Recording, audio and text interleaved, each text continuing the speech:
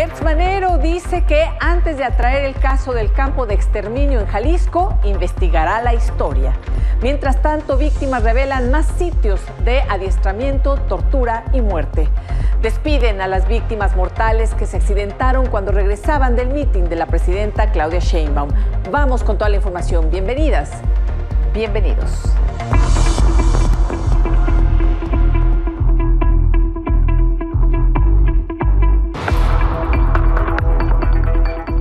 Lo que nosotros vamos a hacer es establecer toda una investigación sobre la historia de este caso.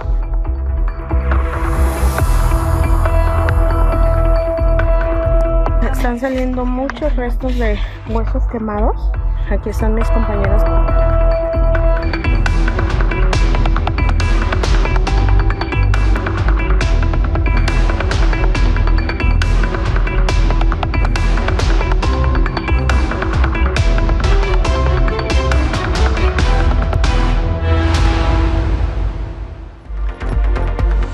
Sobre el campo de exterminio en Jalisco, el fiscal general Alejandro Gertz Manero informó que antes de atraer el caso, investigará a las autoridades locales. Señaló que no es creíble que una situación de esa naturaleza no la conocieran.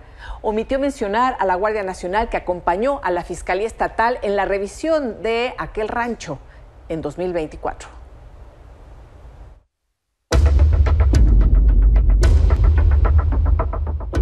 Esta mañana, el fiscal general de la República, Alejandro Gertz Manero, criticó el trabajo de las autoridades de Jalisco y del municipio de Teuchitlán. Dijo que no era posible que no supieran sobre la existencia de los crematorios clandestinos y restos óseos encontrados en el rancho Izaguirre. Antes de determinar si la Fiscalía General de la República puede o no atraer ese asunto, lo que nosotros vamos a hacer es establecer toda una investigación sobre la historia de este caso. Es decir, no es creíble que una situación de esa naturaleza no hubiera sido conocida por las autoridades locales de ese municipio y del estado. Eso, nosotros tenemos que dar un informe muy preciso de cuáles son los antecedentes, quiénes son los que estaban protegiendo esa área, quiénes son los propietarios y los usuarios de esos inmuebles. Por supuesto que tenemos que llegar al fondo y ver por qué estaban todas esas prendas ahí, es decir, ver si realmente eso funcionaba como un crematorio, si tiene las características. El secretario de Seguridad y Protección Ciudadana, Omar García Harfuch, señaló que durante esta administración no se habían reportado hallazgos como el de Teuchitlán. Un incremento de denuncias como tal no tenemos.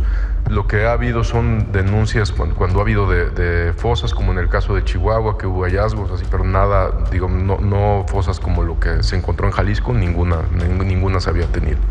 ¿Y de presuntos crematorios tampoco? No, tampoco. Ayer, Indira Navarro, líder del colectivo Guerreros Buscadores de Jalisco, mencionó que las autoridades no le tomaron importancia a la ropa y objetos que habían en el lugar cuando ingresaron por primera vez. En septiembre del 2024, tras un enfrentamiento entre elementos de la Guardia Nacional y hombres armados, se detuvo a 10 criminales, se liberaron a 2 víctimas de secuestro y encontraron a una persona sin vida. Las demás personas huyeron del lugar. Mira, yo creo que esa ropa estuvo en ese momento, pero quizá no le tomaron la importancia que nosotros le tomamos como víctimas, como familiares, porque se fueron inmediatamente pues a resguardar lo que ellos buscaban, ¿no? Las personas que estaban ahí, las armas y asegurar lo que era estos vehículos, porque para ellos la prospección sí sacaron un horno crematorio. Recordemos que en este tiempo estaba el anterior gobernador, que pues sí me atrevo a decirlo, siempre trató de ocultar y maquillar todo lo que estamos viviendo en el estado de Jalisco. Sí. Y pues por obvias razones no salió a la luz. Volvió a activar, la búsqueda, la prospección, porque no estaba resguardado. Estaba asegurado, según ellos dicen, pero nosotros al llegar no había ningún letrero de aseguramiento, ni siquiera tenía cadena, realmente en cuanto puso las manos un compañero se abrió, la puerta no tenía ni candado. El fiscal de Jalisco, Salvador González, informó que se inició una investigación para determinar si hubo alguna omisión de las autoridades durante el cateo de 2024 y justificó que en ese momento no se pudo procesar todo el rancho porque eran muchas hectáreas. La presidenta de la Comisión Estatal de Derechos Humanos, Luz del Carmen Godínez, afirmó que ellos no recibieron ninguna queja relacionada con los crematorios. Además, solicitaron a las autoridades un informe para conocer qué acciones tomaron desde el hallazgo del rancho. No, nosotros no tenemos ninguna queja de este tema, ni en septiembre del año pasado, ni a la fecha. Vemos que las competencias de la comisión son limitadas, no tenemos una atribución en esta lógica. En lo que sí tenemos una atribución es en revisar las acciones que probablemente vulneraron los derechos humanos y ejercidas por un servidor público. También se pronunció el cardenal de Guadalajara, Francisco Robles Ortega, quien afirmó que no es novedad encontrar fosas clandestinas. Criticó las acciones de la Fiscalía y les solicitó aclarar la situación sin poner pretextos. Y bueno, no es una novedad encontrar una fosa clandestina. Tristemente es un hecho que se registra en nuestro estado y en muchos otros estados de la República. Aquí parece que lo que se encuentra delata o denota una práctica muy seria en cuanto a cremar los cadáveres y eso. Bueno, no se percataron por qué, eso es lo que ellos deben de decir por qué, y creo que lo dijeron porque era muy grande el terreno. No es razón, es pretexto, creo yo, porque si en ese espacio se encontraron una muestra, signos de que había violencia, pues creo yo que lo mínimo tenían que haber inspeccionado todo. Por otro lado, la Fiscalía de Zacatecas no descartó que entre las víctimas del rancho Izaguirre se encuentren personas de origen zacatecano, ya que en las imágenes del sitio se ve una mochila que fue regalada por el gobierno del estado. Con información de Denalia Taide, Milenio Noticias. Hay muchos zapatos, maletas, mochilas. Están saliendo muchos restos de huesos quemados. Aquí están mis compañeros trabajando y pues como ven estamos trabajando pues hincados prácticamente. Pues son cosas que se encontraron. Está grandísimo el lugar. Y esta tarde la Fiscalía de Jalisco compartió todos los indicios recolectados durante las diligencias en el rancho Izaguirre, usado como campo de entrenamiento y exterminio.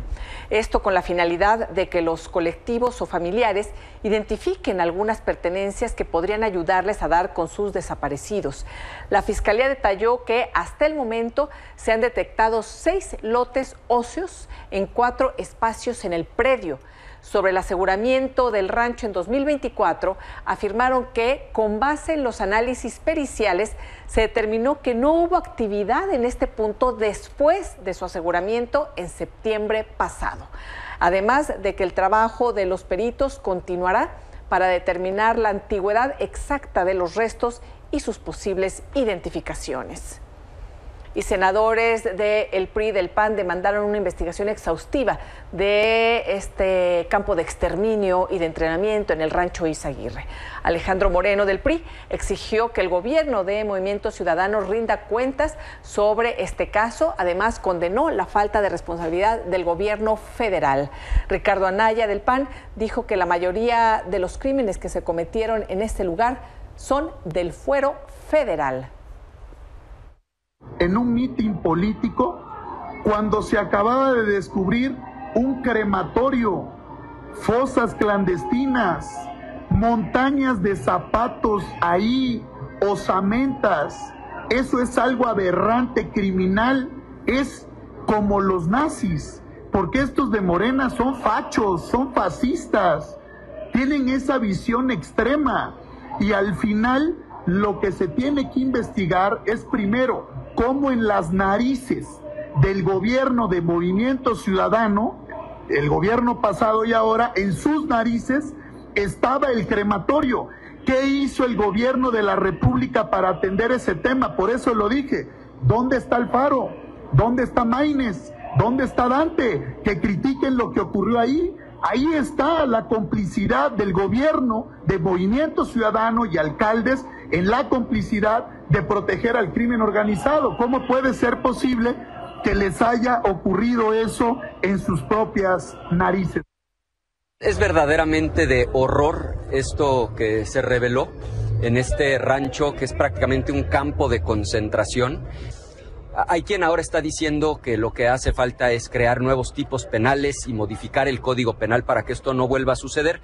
Y yo me voy a permitir discrepar. No tenemos un problema de falta de leyes. Absolutamente todo lo que se hacía en ese rancho está ya tipificado como delito en el Código Penal y merece muchísimos años de prisión. Bueno, y el colectivo Amor por los Desaparecidos en Tamaulipas encontró un nuevo campo de exterminio en Reynosa. Se ubica entre la colonia Colinas del Real y la Quinta San Martín. Además, en entrevista con Grupo Fórmula, el colectivo afirmó que hay 19 sitios de exterminio y esos puntos se están volviendo a reutilizar por el crimen organizado. Esto dijo la señora Esther, una de las madres buscadoras, y esto es parte de muchos testimonios que se han dado a partir de estas horas de madres buscadoras, de colectivos, de colectivas, de familiares, de hombres, sobre otros campos de exterminio. Esto comentó la señora Edith. Actualmente tenemos 19 puntos, sitios de exterminio que hemos ya nosotros informado a la Fiscalía Especializada y todavía no han sido levantados en su totalidad. Estamos en espera que pues la agenda que trae Fiscalía podamos levantar todos estos sitios. 19 se han acumulado con el del día de ayer y algunos son desde el 2013, perdón, 2023, una disculpa, 2023, sí, que no han sido levantados todavía y lo terrible es que estos puntos se están reutilizando nuevamente por estas organizaciones criminales. Y hay otros campos de entrenamiento que, por cierto, ya está investigando o debería de estar investigando la Fiscalía General de la República, porque este caso sí lo atrajo. Ciro Gómez Leiva mandó un mensaje a través de sus redes sociales y escribió textual: aprovecho para preguntar al gobierno de Sheinbaum y al de Jalisco si existe todavía el campamento de adiestramiento del Cártel Jalisco en Ciudad Guzmán. 4 personas que me trataron de matar y el patrón refirieron en sus declaraciones ministeriales que 3 de los sicarios, apodados Bart, Yeye y Dedotes, fueron enviados ahí en noviembre y diciembre de 2022 para perfeccionar el manejo de armas y que al tercer día de su regreso al Valle de México atentaron en mi contra. Y otro de los lugares en donde madres buscadoras han encontrado zonas de exterminio, así lo llama este colectivo, es en Coahuila, en la región de La Laguna. Así lo dio a conocer el Grupo Vida, que ha dedicado 20 años a la localización de seres queridos en Patrocinio, Coahuila. Señalan cerca de 27 zonas positivas a restos óseos y la mayoría de estos restos que han encontrado están calcinados y carbonizados. Javier Sicilia, poeta y cofundador del Movimiento por la Paz con Justicia y Dignidad. Buenas noches, querido Javier. Gracias por estar con nosotros. Contrario, Elisa, gracias. Gracias como siempre a ti.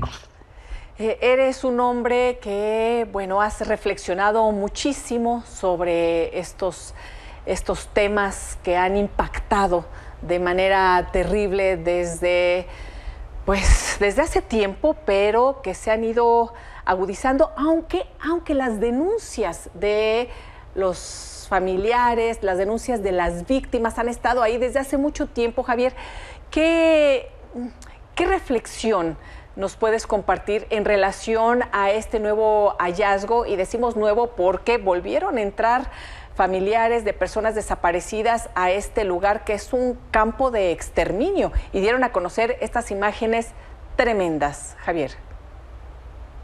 Mira, Elisa, es un tema, por desgracia, recurrente.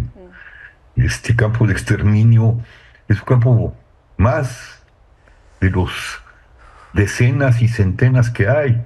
Digo, hay que recordar que desde 2010 el campo de exterminio ahí en Tamaulipas, cuando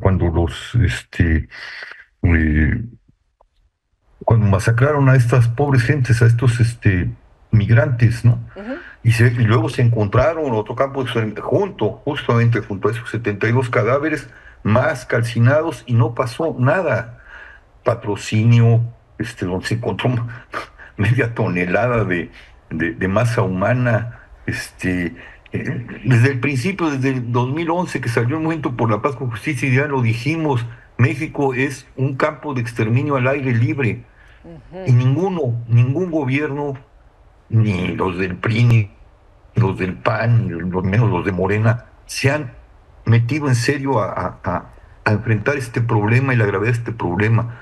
México ya vive una violencia desde hace mucho tiempo que debe ser tipificada como crímenes de lesa humanidad y con complicidades muy grandes entre el Estado y las organizaciones criminales. Es decir, es un Estado absolutamente corrompido y un país absolutamente desfondado. Y esto es tremendo. Pasa un crimen, viene un gran escándalo, sucede, se visibiliza un campo de exterminio, otro más, colusiones con el Estado por parte del crimen organizado, y no pasa absolutamente nada. Seguimos tocando esto como si fueran sucesos aislados y no un fenómeno profundo que tiene devorado ya este país, que necesita ser refundado, que necesita ser intervenido por organizaciones internacionales, pero no hay la voluntad política. Digo, simplemente otra vez, vamos a investigar, el fiscal, el jefe Manero, investigar que necesitamos una política de Estado que termine con esto y que se desmonten las redes de complicidad que hay desde el Estado con los criminales organizados, mientras siguen nada más agarrando sicarios, unos cuantos capos, pero no están atacando el problema, ni se está enfrentando el problema en su profundidad, y mañana se va a olvidar hasta que venga otro campo de exterminio o otra masacre que nos saque de nuestro torpor. Esa es la gravedad de la situación. Sí, Javier, no es un fenómeno nada más de ahorita, es un fenómeno que se suma a toda una política fallida de Estado o de complicidad de Estado con el crimen organizado que viene desde hace 14 años, quizá más. Sí. Oye, Javier, y bueno, hoy comentabas lo que dijo el fiscal Gertz Manero en esta mañanera.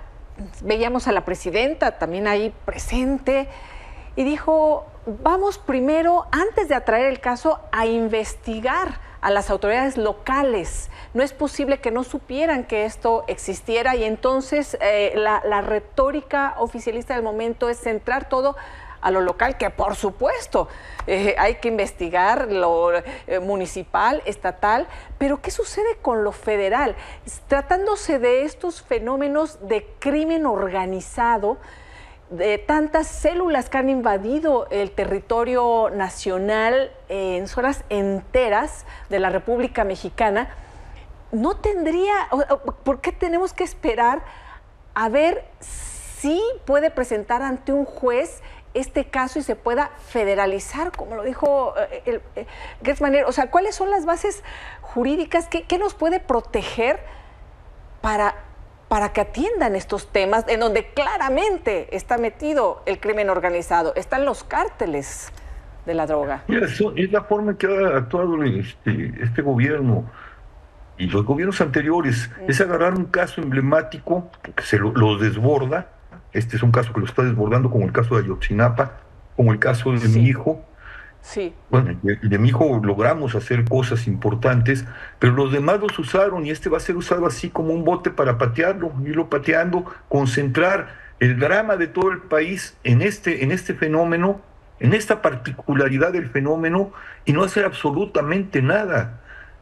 Como te digo, el gobierno federal tiene una responsabilidad muy grande, tiene la responsabilidad, junto con los estados y junto con los municipios y junto con la oposición y junto con el país entero, de crear una política de Estado verdaderamente profunda e integral que nos saque del hoyo. Pero siguen atacando esto como si fueran casos aislados y responsabilidades del gobierno. Bueno, el propio gobernador, digo, esta cosa de Gertz Manero y de la presidenta o presidente, o como se le pueda decir, contrasta también con lo del gobernador. Es que fue en mi pasado. No se dan cuenta que estos son crímenes de Estado, no son crímenes de gobierno, son crímenes de Estado. Y frente a crímenes de Estado y frente a crímenes que ya se deben de tipificar como de lesa humanidad, contra la humanidad, porque son gravísimos, tiene un tufo de Auschwitz esto, y sumado a otros campos de exterminio, un tufo como el de Auschwitz, guardando sus proporciones, deberían de crear ya una política integral. juntos. Esto lo sacamos la nación como prioridad y a través de una política de Estado radical e integral, o simplemente seguirán pateando el bote y nos seguiremos hundiendo en el infierno hasta que surja otro campo de exterminio. Porque la noticia mañana, en 2 días se acabó. Sí, o hasta que surja otra masacre.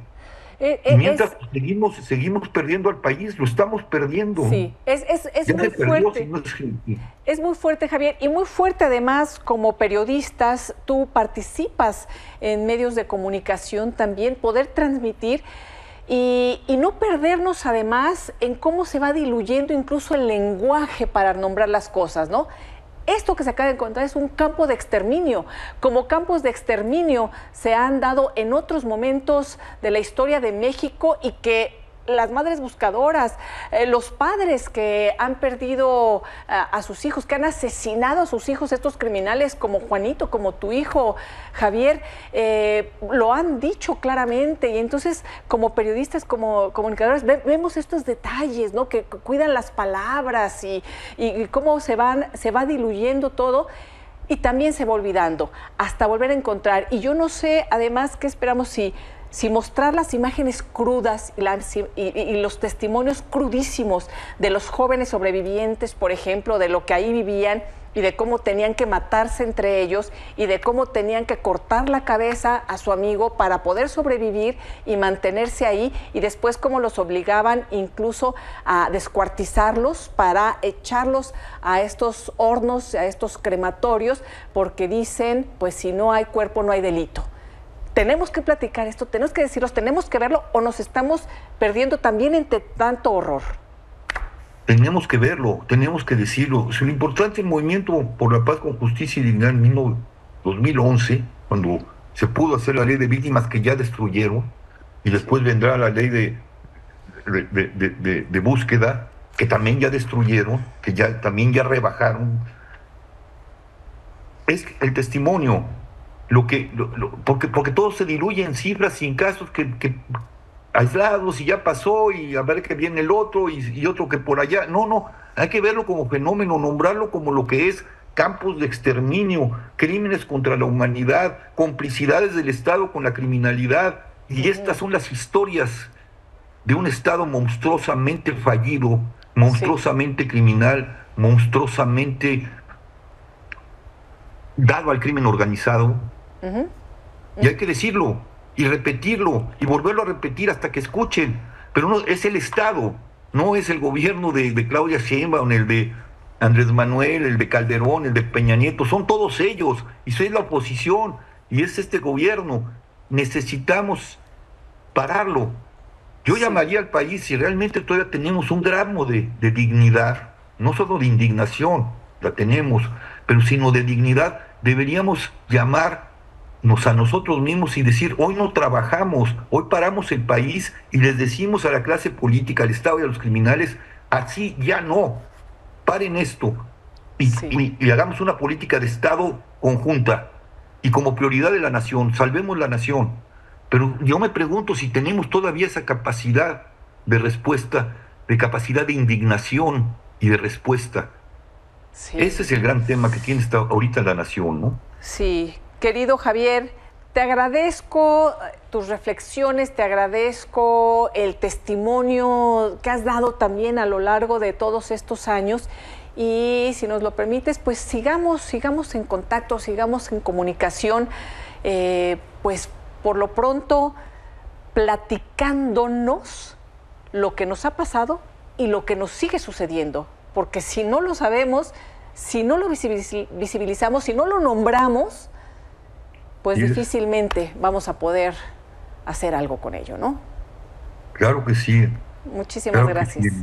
Gracias, muchas Javier. Gracias y esperemos que la indignación realmente se convierta en respuesta, en resistencia y en capacidad de doblar al Estado para que para que vuelva a ser lo que tiene que ser un Estado. Sí. Proteger a sus ciudadanos, cuidarlos y hacer justicia y construir la paz.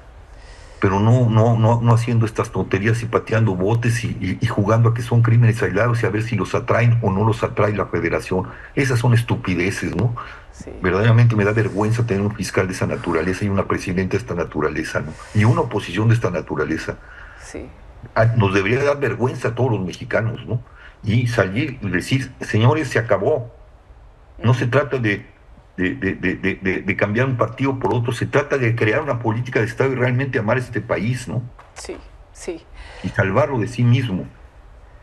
Salvarlo de sí mismo, así. Muchísimas gracias, querido Javier, Gracias. como siempre. Un abrazo. Un beso, cuídate mucho. Buenas noches, Javier Sicilia. Y fíjense, pues precisamente hoy la presidenta Claudia Sheinbaum respondió varias cosas, entre sus respuestas anunció que México enviará una nota diplomática por las declaraciones que hizo ayer un alto funcionario del Buró de Narcóticos Internacionales del Departamento de Estado de Estados Unidos, Curt Wayland, sobre su evento en el Zócalo del domingo pasado. El funcionario indicó que la estrategia de gobierno de la presidenta Claudia Sheinbaum está funcionando, o la reconoció o no la criticó, pero dijo que se debe reforzar los controles y combatir a los grandes traficantes de drogas, y mencionó pues que estaba festejando mientras todavía hay muchas tragedias. Yesterday, there was a big party in the Zócalo. Lots of music, mucha fiesta. Perhaps everyone was cheering the end of abrazos, no balazos. But it seems too early to celebrate when women and children are being gunned down in places like Guanajuato. The United States certainly appreciates the new approach Ms. Sheinbaum has brought to the problem. We hope she will soon take action against major narco-traffickers like Ryan Wedding. Primero una nota diplomática, porque también dio su opinión sobre el evento del domingo. Y la verdad, pues, no tendría por qué en un evento de Naciones Unidas estar opinando sobre un evento de México. Eso es lo primero. Y después, pues hay coordinación. A lo mejor él no está muy enterado, pero hay coordinación, hay colaboración permanente. Y también sobre narcotraficantes mexicanos en Estados Unidos y toda la inseguridad y violencia. Oficialmente, los criminales Rafael Caro Quintero, líder del cártel de Guadalajara, y Vicente Carrillo Fuentes, alias El Viceroy, líder del cártel de Juárez, fueron recluidos en la cárcel metropolitana de Brooklyn, allá en Nueva York, misma en donde se encuentra recluido Ismael El Mayo Zambada, líder del cártel de Sinaloa. La cárcel de Brooklyn es considerada una de las prisiones más duras de Estados Unidos en materia de seguridad, corrupción y autogobierno. Y entre dolor y llanto, pobladores de Juchitán despidieron a las 18 víctimas mortales del accidente de autobús que regresaba del mitin de la presidenta Claudia Sheinbaum. El señor Vicente Pineda Vázquez, lo está viendo usted en su pantalla, es conocido en Juchitán como el muchacho alegre, perdió a sus familiares, perdió a su esposa Eloida, a sus hijos Vicente de 7 años y Reina de 4 años y a su madre Griselda Pineda.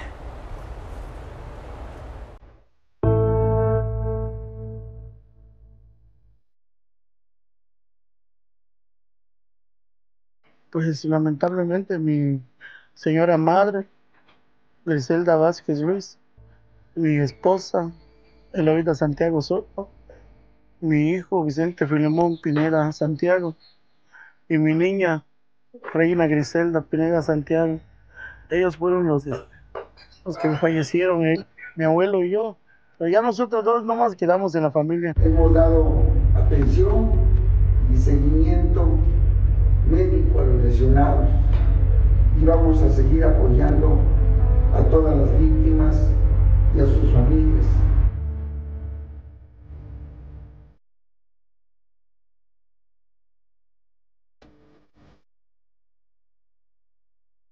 Y desde ayer está atenta la Secretaría de Gobernación.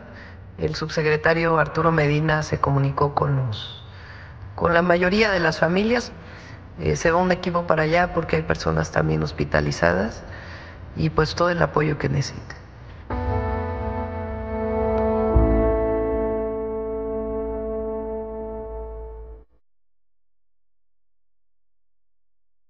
Cualquier crítica a nuestro movimiento es válida, pero que en una situación de esa naturaleza todo el mundo deberíamos manifestar nuestra solidaridad y respaldo. 2 niños perdieron la vida en este accidente.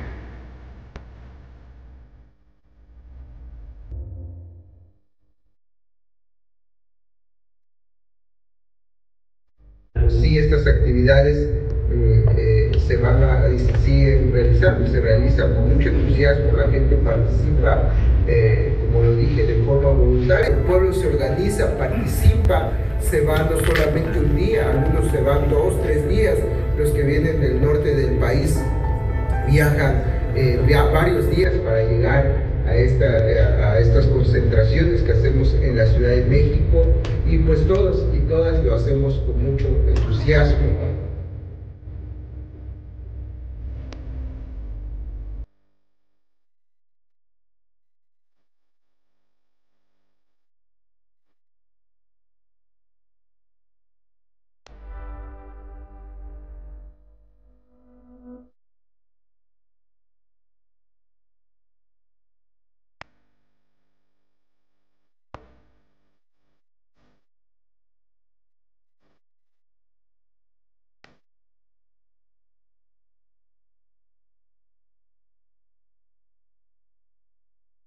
Y vamos con nuestro compañero Álvaro Morales, quien nos tiene más información sobre esta tragedia de las personas que tuvieron el accidente cuando regresaban de la Ciudad de México y se dirigían a Oaxaca. Álvaro, muy buenas noches. Elisa, buenas noches. Efectivamente, como ya lo han informado de manera muy puntual, una tragedia la que se registró hace unas horas aquí en Oaxaca con esta volcadura que dejó un saldo de 18 personas muertas, Elisa, durante el día de ayer. Hoy te comento en una actualización de información, la Fiscalía de Oaxaca ha corroborado que a estas alturas, a las 9 de la mañana, a las 9 de la noche, con 31 minutos de este día, la cifra de muertos, la cifra de pérdidas humanas por este lamentable accidente ocurrido en Oaxaca ha ascendido a 19 víctimas, Elisa, 19 víctimas que están siendo confirmadas por la Fiscalía de Oaxaca en estos momentos. También la Fiscalía de Oaxaca, obviamente, como ya se ha informado, a raíz de intentar apresurar estos cortejos fúnebres, estos procesos de entierro de las víctimas, se ha perdonado la práctica de la necropsia de ley para justamente evitar extender el sufrimiento de las familias. También, Elisa, si me permites, te comento de manera muy rápida, muy breve, que las autoridades del Ayuntamiento de Juchitán de Zaragoza, en la región del Istmo de Tehuantepec, de donde eran originarias prácticamente todas las víctimas, nos comentan que solamente una de las víctimas fue trasladada al municipio del Espinal, porque aunque vivía en Juchitán de Zaragoza, su familia era originaria del Espinal, Oaxaca, también en la región del Istmo. Salvo esta víctima del Espinal, Oaxaca, todas las demás eran oriundas de Juchitán de Zaragoza, hoy ya fueron enterradas, y mientras tanto la autoridad municipal de este ayuntamiento ha declarado, Elisa, 2 días de luto justamente a raíz de esta tragedia. 19 muertos de acuerdo con la actualización de la Fiscalía de Oaxaca. Álvaro, te agradecemos la información puntual. Estaremos pendientes y bueno, pues nuestras condolencias a todos los familiares de las víctimas mortales. Estaremos pendientes. Muchas gracias, Álvaro. Estamos al tanto, por supuesto, Elisa. Buenas noches. Buenas noches. Una pausa y volvemos con más información.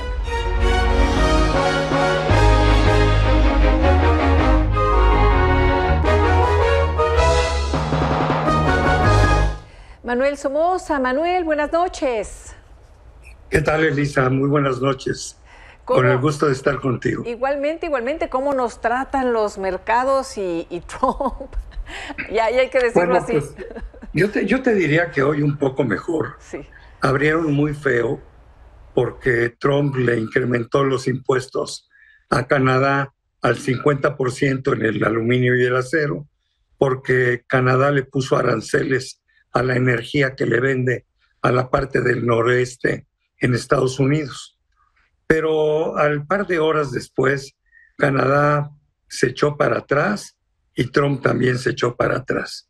Y entonces los mercados mejoraron bastante, no les dio tiempo de recuperarse totalmente, pero bueno, como vemos en la pantalla, el Dow perdió 1.14, iba perdiendo 2%, el Standard & Poor's iba perdiendo 1.5%, cerró con menos 0.75.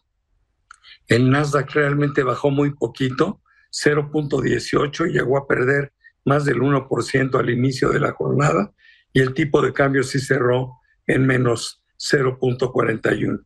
Sin embargo, el tipo de cambio se apreció, estaba sobre niveles de 20.33, 34, y cerró finalmente en 20.26.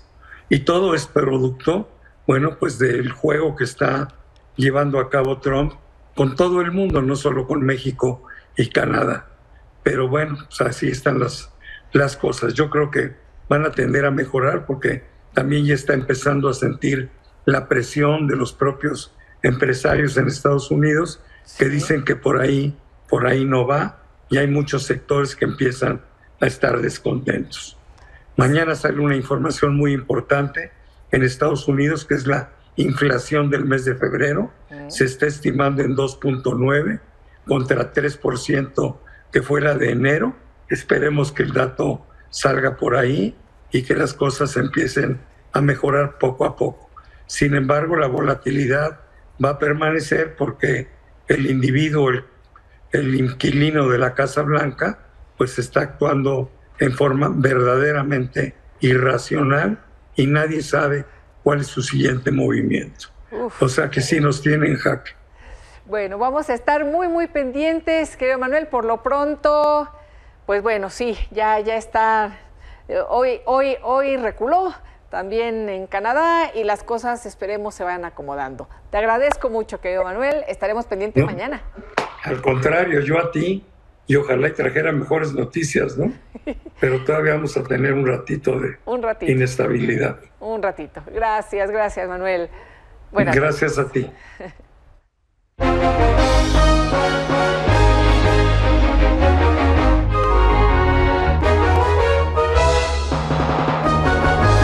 Una pausa y volvemos.